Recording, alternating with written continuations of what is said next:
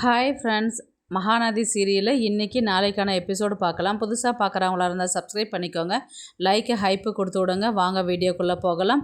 நேற்றுக்கு எபிசோடு எதில் முடிச்சிருப்பாங்கன்றது பார்த்தீங்கன்னா, காவேரி விஜய் கிட்ட தான் சொல்லுவாங்க, இந்த மாதிரி பொண்ணு ஒன்று ரெக்வெஸ்ட் வந்திருக்குது, அவங்கள போய் பாருங்கள், நான் ஆல்ரெடி அவங்கக்கிட்ட பேசிட்டேன் அப்படின்ற மாதிரி தான் காவேரி சொல்லுவாங்க. விஜய் நான் போய் பார்க்க மாட்டேன், பேச மாட்டேன் அப்படின்ற மாதிரி தான் சொல்லுவாங்க. அதுக்கப்புறம் உங்கள் இஷ்டம் அப்படின்ற மாதிரி தான் சொல்லுவாங்க. அப்படியே எபிசோடு முடிப்பாங்க. இன்றைக்கி பார்த்தீங்கன்னா ஒரு சோமுவும் விஜயும் தான் காமிப்பாங்க. சோமு என்ன சொல்லுவாருன்னா, இப்போது காவேரி அந்த பையனை பார்க்குற விஷயம் நம்ம எப்படியாவது தடுக்கணும் அப்படின்ற மாதிரி தான் பேச ஸ்டார்ட் பண்ணுவாங்க. அதுக்கு உடனே விஜய் என்ன சொல்லுவார்னா, இப்போ எப்படி அதை தடுக்கிறது அப்படின்ற மாதிரி தான் அவங்க கேட்பாங்க. அதுக்கு ஐடியா கொடுப்பார் இவர் சோமு. இப்போது அவள் பேசுகிற இடத்துல நீ போனால் டைரெக்டாக அவள் காவேரி உன் மேலே ஏற்கனவே கோவத்தில் இருக்கிறா, நீ இந்த விஷயம் பண்ணும்போது அவளுக்கு உன் மேலே வெறுப்பு தான் வரும், இந்த விஷயம் பண்ண வேண்டாம், அப்போ வேறு எப்படி செய்யலாம் அப்படின்ற மாதிரி இவங்க யோசிக்கும் போது, இப்போது அந்த பையனை கூட்டிக்கிட்டு எப்படியும் அவள் காஃபி ரெஸ்டாரண்ட்டுக்கு தான் போவாள். இப்போ நீ என்ன பண்ண, ஒரு பொண்ணை கூட்டிகிட்டு போயிட்டு அங்கே உட்காந்து பேசுனன்னா, அப்போ அவங்க என்ன பேசுகிறாங்கன்றதும் தெரிஞ்சுக்கோ. நீ அந்த இடத்துல இருக்கிறதுனால அந்த பொண்ணுக்கிட்டையும் பேசுகிற மாதிரி இருக்கும். எந்த பொண்ணு யார் அப்படின்னு கேட்கும்போது, ஆல்ரெடி உனக்கு ஒரு பொண்ணு மேட்ரிமோனியில் ரெக்வெஸ்ட் கொடுத்துருக்குல்ல, அந்த பொண்ணை அந்த காஃபி ஷாப்புக்கு வரவை, நீ அவங்கக்கிட்ட பேசு. அப்போ அவள் காவேரியும் அந்த பையனும் உட்காந்து பேசுவாங்க. அப்போ அவங்க என்ன பேசுவாங்கன்றதை நீ தெரிஞ்சுக்கலாம் இல்லையா? இது நல்ல ஐடியாவாக இருக்கே அப்படின்ற விஜய் சொல்லும்போது, ஆமாம், கொஞ்சம் டென்ஷனாக இருக்கக்கூடாதுடா, இங்கேயும் அங்கேயும் போயிட்டு வந்துட்டு யோசிச்சுக்கிட்டுலாம் இருக்காத, நீ பாட்டுன்னு ஃப்ரீயாக இருந்தால் தான் நமக்கு யோசிக்கிறதுக்கு ஒரு ஐடியா கிடைக்கும். நீ அப்படியே அவங்கக்கிட்ட போய் பேசும்போது உனக்கு கரெக்டாக காவேரி என்ன பேசுகிறா, அந்த பையனை பிடிக்கலையான்றது தெரியும் இல்லையா அப்படின்னு சொன்னதுக்கு, இந்த ஐடியா நல்லாவா இருக்கே அப்படின்னு சொல்லிட்டு உடனே அந்த பொண்ணுக்கு மேட்ரிமோனியில் இருக்கிற பொண்ணுக்கு கால் பண்ணி, இந்த மாதிரி இந்த ரெஸ்டாரண்ட்டுக்கு வந்துருங்க அப்படின்ற மாதிரி தான் சொல்லுவாங்க.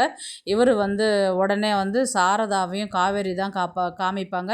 காவேரி பார்த்திங்கன்னா அழகாக ட்ரெஸ் பண்ணிக்கிட்டு வெளியில் வருவாங்க. இவ பாரு, சாரதா உடனே மனசில் என்ன நினைப்பாங்கன்னா, எவ்வளோ சாமர்த்தியம், மாப்பிள்ளை பார்க்க போகிறா, ஒரு வார்த்தை கூட என்கிட்ட சொல்லவே இல்லை, வரட்டும் அவளாக எப்போ சொல்கிறான்னு பார்க்கலாம் அப்படின்ற மாதிரி தான் இவங்க மனசில் நினச்சிட்டு இருப்பாங்க.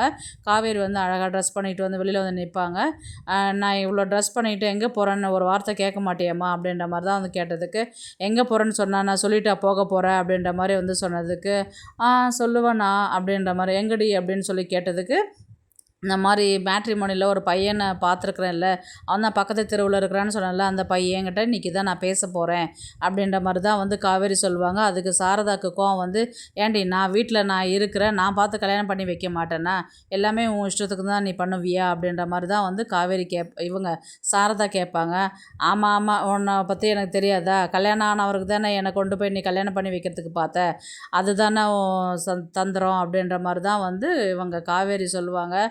நல்ல பையன், கல்யாணம் பண்ணிக்கோடின்னு சொன்னாங்க, எதுக்கடி தேவையில்லாத பேசிகிட்டு இருக்கிற அப்படின்ற மாதிரி சாரதா சொல்லுவாங்க. அதுக்கு அவங்க காவேரி சொல்லுவாங்க, ஏதோ ஒரு கல்யாணம் ஆகிட்டு ஒரு பிள்ளை இருக்கிறவங்களுக்கு தான் கொண்டு போய் என்ன கல்யாணம் பண்ணி வைப்பையா, அதுதான் உன்னுடைய இதுவா அப்படின்ற மாதிரி தான் காவேரி கேட்பாங்க. இப்போ எங்கடி கிளம்பிட்டேன்னா, அந்த பையன்கிட்ட பேச போகிறேன், எங்கே போகிறேன்னா அதெல்லாம் சொல்ல மாட்டேன், போய் பேசிட்டு நான் சொல்கிறேன் அப்படின்ற மாதிரி தான் இவங்க கிளம்பி போயிடுவாங்க. அதுக்கு அப்புறம் பார்த்திங்கன்னா இவங்க விஜய் தான் காமிப்பாங்க. விஜய் அந்த பொண்ணு கால் பண்ணுவாங்க, நான் அந்த மாதிரி ரெஸ்டாரண்ட்டுக்கு வந்துட்டு, எந்த இடத்துல இருக்கிறீங்க நீங்கள் அப்படின்ற மாதிரி கேட்டதுக்கு, நான் இங்கே இருக்கிறேன் வாங்க உள்ளார அப்படின்ற மாதிரி விஜய் சொல்லுவார். அந்த பொண்ணு உட்காருவா.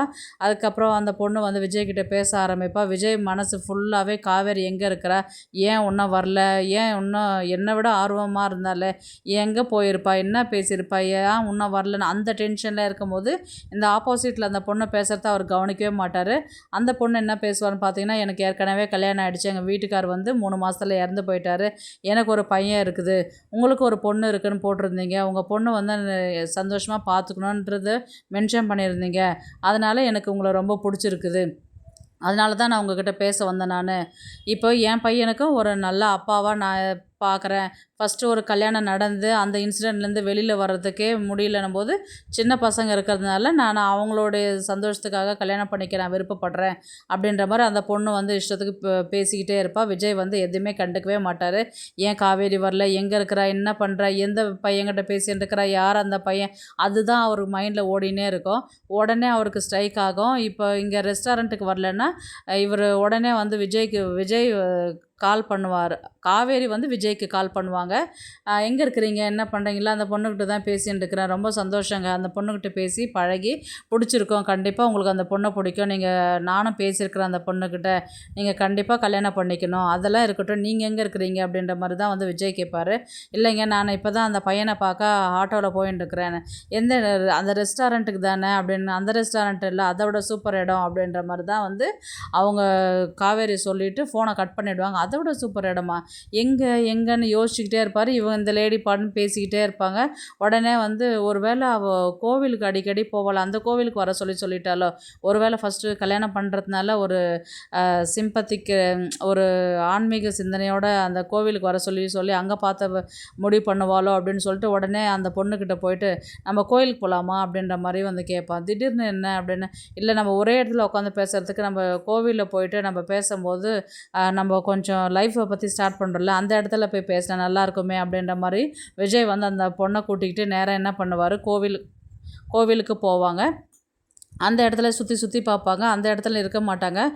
இப்போ அவங்க வரலன்னொடனே, சரி நீங்கள் கிளம்புங்க, நான் இன்னொரு நாள் ஃபோனில் உங்ககிட்ட பேசுகிறேன் அப்படின்ற மாதிரி விஜய் வந்து அந்த பொண்ணை அனுப்பிவிட பார்ப்பவர். உடனே வந்து அவங்க என்ன சொல்லுவாங்கன்னு பார்த்தீங்கன்னா, இப்போ எனக்கு அப்படின்ற மாதிரி சொல்லுவாங்க. என்னாச்சுங்க அப்படின்னு கேட்டதுக்கு, இல்லை என் ஃப்ரெண்டு வந்து அந்த இடத்துல பிக்கப் பண்ணுறேன்னு சொல்லிட்டு சொன்னால், நீங்கள் கோவிலுக்கு கூட்டிகிட்டு வந்தீங்க, அவளுக்கு வழி தெரியாது அப்படி. ஐயோ சாரிங்க அப்படின்னு சொல்லிட்டு மறுபடியும் அந்த பொண்ணை அழைச்சிட்டு காரில் போவாங்க. காரில் போயிட்டு வரும்போது எங்கே இருக்கிறான்னு தெரியலையே, எந்த இடத்துல பேசுகிறான்னு தெரியலையே, சூப்பர் இடம்னு வர சொன்னாலே, ஒருவேளை ஃபிக்ஸ் ஆகிட்டு இருக்குமா, என்ன பேசியிருப்பாங்க, அந்த மைண்ட்லேயே அவர் காரை ஓட்டிக்கிட்டு வருவார். இந்த பொண்ணு வந்து பார்த்தீங்கன்னா, உங்களுக்கு விருப்பம் இல்லை, அதனால தான் என்னை வந்து அவாய்ட் பண்ணுறீங்க அப்படின்ற மாதிரி வந்து கேட்டதுக்கு, நீங்கள் ஏங்க அந்த மாதிரிலாம் நினச்சிக்கிறீங்க, அப்படி இல்லை எனக்கு தலை வலிக்குது, அதனால தான் சரி இப்போ போங்க, நான் அப்புறமேட்டு உங்ககிட்ட ஃபோனில் பேசுகிறேன் நான் அப்படின்ற மாதிரி தான் வந்து அந்த பொண்ணுக்கிட்ட சொல்லுவார் விஜய். அதுக்கப்புறம் கிளம்பி வந்துகிட்டே இருக்கும்போது வந்து பார்த்தீங்கன்னா, யார் நிற்பான்னு பார்த்தா காவேரியும் அந்த பையனும் வந்து ஒரு டீ கடையில் தான் நின்று பேசின்னு இருப்பாங்க. விஜய் வந்து காவேரி உடனே பார்த்துட்டு, இங்கே தான் நின்று பேசின்னு இருக்கிறிய நீ அப்படின்ற மாதிரி வந்து அப்படியே எபிசோடு வந்து முடிப்பாங்க. நாளைக்கு வந்து பார்த்திங்கன்னா, அந்த பொண்ணை வந்து நீங்கள் இங்கே இறங்கிக்கிறீங்களா அப்படின்னு சொல்லி கேட்டதுக்கு, இறங்கிக்கிறேன், உங்களுக்கு என்ன பிடிக்கலன்னா நீங்கள் டைரெக்டாகவே என்கிட்ட சொல்லிடலாம், இந்த மாதிரி அவாய்ட் பண்ண வேண்டாமே அப்படின்ற மாதிரி அந்த பொண்ணு சொல்லுவாங்க. அப்படிலாம் ஒன்றும் இல்லைங்க, கொஞ்சம் இப்போ ஒர்க் டென்ஷனு, தலை வலிக்குது, இப்போ நான் பேசலை, நான் கண்டிப்பாக நைட்டு உங்ககிட்ட கால் பண்ணி பேசுகிறேன் நான் அப்படின்ற மாதிரி தான் சொல்லுவாங்க. சரிங்க, எந்த முடிவாக இருந்தாலும் எனக்கு நைட்டே நீங்கள் இன்ஃபார்ம் பண்ணுங்க அப்படின்ற மாதிரி அந்த பொண்ணு வந்து சொல்லுவாங்க. அதுக்கப்புறம் என்ன பண்ணுவாங்க, அந்த பொண்ணு இறங்கி போனதுக்கப்புறம் விஜய் வந்து பேசுகிறதுக்கு அந்த பொண்ணுக்கிட்ட காவேரி கிட்ட வந்து பேசுகிறதுக்கு வரும்போது அவரும் என்ன பண்ணுவார், சரிங்க நான் நல்ல பதிலாக எங்கள் வீட்டில் பேசிவிட்டு நான் உங்ககிட்ட சொல்கிறேன் அப்படின்ற மாதிரி தான் வந்து அந்த பையனும் கிளம்பி போயிடுவான். நீங்கள் என்ன பேசுனீங்க, ஏது பேசுனீங்க அப்படின்ற மாதிரி தான் வந்து காவேரி கிட்ட வந்து விசாரிப்பார் விஜய். எனக்கு அந்த பையனை ரொம்ப பிடிச்சிருக்குது, என் ஃபஸ்ட் இம்ப்ரெஷனே வந்து பெஸ்ட் இம்ப்ரெஷன் சொல்லுவாங்க இல்லையா, எனக்கு என்னுடைய கேரக்டரும் அவருடைய கேரக்டரும் ஒத்து போய்டும் தான் நினைக்கிறேன், எனக்கு ரொம்பவே பிடிச்சிருக்குது, அவங்க வீட்டில் கலந்து பேசிட்டு சொல்கிறேன்னு சொல்லிட்டு அவர் கிளம்பிட்டார், எப்படியும் கல்யாணம் ஆகிடும் தான் நான் நினைக்கிறேன் நான் அப்படின்ற மாதிரி தான் வந்து காவேரி சொல்லுவாங்க. இவர் விஜய் மனசுக்குள்ளே வந்து, கல்யாணம் ஆகிடுமா, நான் அது நடக்கக்கூடாதுன்னு தானே இவ்வளோ அலைஞ்சிட்டு கிடக்கிறேன் அப்படின்ற மாதிரி அவர் மனசில் நினைப்பார். சரி நீங்கள் போன விஷயம் என்னாச்சு, என்ன சொன்னாங்க அந்த பொண்ணு அப்படின்ற மாதிரி வந்து காவேரி கேட்பாங்க. அவங்க வந்து பேசுகிறேன்னு சொல்லியிருக்கிறாங்க, அதெல்லாம் விடுங்க, இப்போ நீங்கள் அந்த பையன் உங்ககிட்ட என்ன சொன்னான், அந்த பையனுக்கும் என்னை பிடிச்சிருக்குன்னு தான் சொல்லிட்டு போனாங்க, நான் வீட்டில் பேசிவிட்டு நான் முறைப்படி இவங்களை வந்து பொண்ணு கேட்குறேன்னு சொல்லிட்டு தான் அந்த பையன் வந்து சொல்லிட்டு போயிருக்கிறான் அப்படின்ற மாதிரி தான் வந்து சொன்னாங்க. அதுக்கப்புறம் நான் எவ்வளோ பொறுப்பாக இருக்கிறேன், நான் ஒர்க் பண்ணுறது எல்லாமே அவர்கிட்ட சொன்னேன், அந்த பையனுக்கும் என்னை வந்து ரொம்பவே பிடிச்சி போச்சு அப்படின்றது தான் காவேரி சொல்லுவாங்க.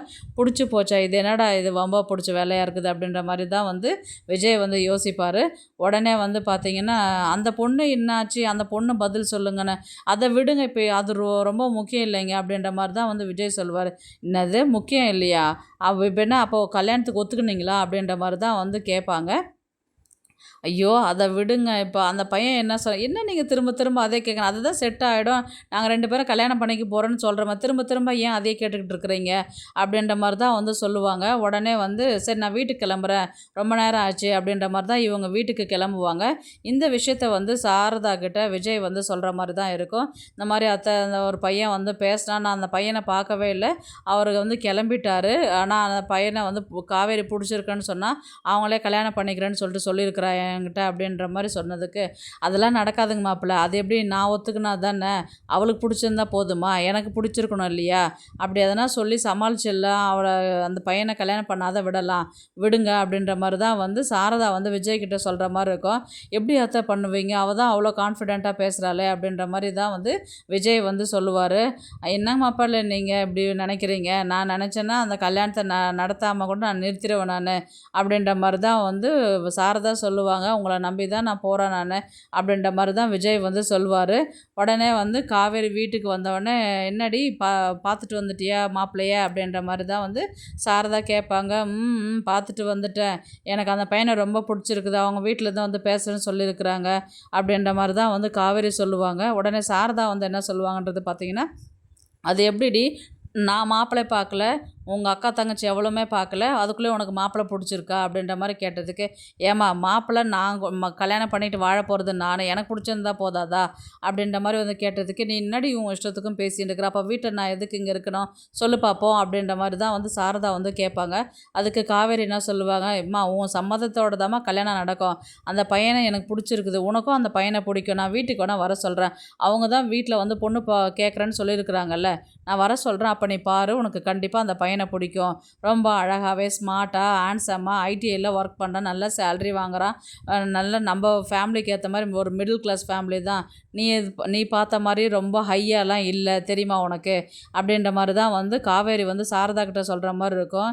அப்படின்னு சொல்லிட்டு, நான் எனக்கு ரொம்ப டயர்டாக இருக்குது, டிஃபன் எடுத்து வை, நான் போய் படுக்க போகிறேன், சாப்பிட்டுட்டு ட்ரெஸ் சேஞ்ச் பண்ணிட்டு வந்துடுறேன்னு சொல்லிட்டு அவங்க உள்ளார காவேரி உள்ளே என்ட்ரு ஆகுவாங்க. உடனே வந்து சாரதா வந்து விஜய்கிட்ட தான் சொல்லுவார், என்ன அத்தை நீங்கள் என்னவோ கல்யாணத்தை நிறுத்துறேன்னீங்க, இப்போ அவள் அப்படி சொன்னான்னு சொல்லிட்டு சொல்கிறீங்களே அப்படின்ற மாதிரி கேட்டதுக்கு, அதுதான் மாப்பிள்ளை எனக்கு ஒன்றும் புரியல அப்படின்ற மாதிரி சொல்லுவாங்க. அப்படியே வந்து எபிசோடை வந்து நாளைக்கு முடிப்பாங்க. பார்க்கலாம் கதையை வந்து எப்படி எடுத்துகிட்டு போகிறாங்கன்றது. இந்த வீடியோ உங்களுக்கு பிடிச்சிருந்தா ப்ளீஸ் லைக் பண்ணுங்கள், ஷேர் பண்ணுங்கள், சப்ஸ்கிரைப் பண்ணுங்கள். தேங்க்ஸ் ஃபார் வாட்சிங். இந்த வீடியோ உங்களுக்கு பிடிச்சிருந்தா ஒரு லைக் போடுங்க, நம்ம சேனலை சப்ஸ்கிரைப் பண்ணுங்க.